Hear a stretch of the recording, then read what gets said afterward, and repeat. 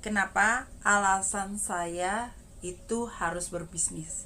Kenapa nggak kerja aja? Kenapa nggak kita jadi karyawan terus? Kenapa harus membuka bisnis sendiri atau bisnis pribadi yang dimana saya harus bisa membagi waktu saya ketika saya masih jadi pegawai atau saya jadi staff gitu kan, tapi saya harus punya bisnis. Kenapa? Nah, alasannya seperti ini.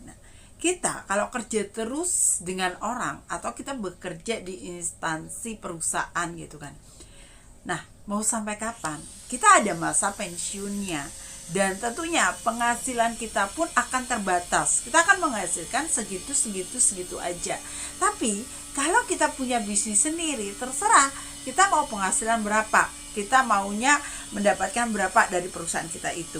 Jadi di sini kenapa saya punya alasan tersendiri, selain saya bekerja ke sebuah instansi perusahaan, saya tetap memiliki bisnis sendiri supaya saya bisa menolong banyak orang. Yang kedua, saya membuka lapangan pekerjaan buat orang-orang yang membutuhkan di bidang bisnis saya.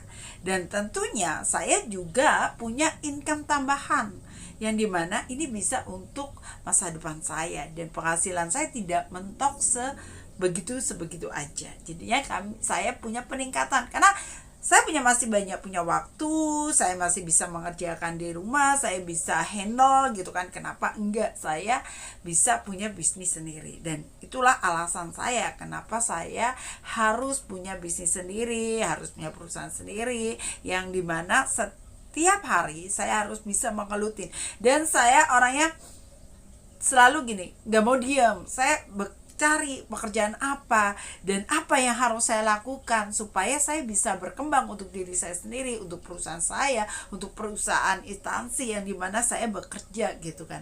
Dan saya bisa memberkati sekeliling saya ini. Jadi itu alasan saya kenapa saya harus berbisnis.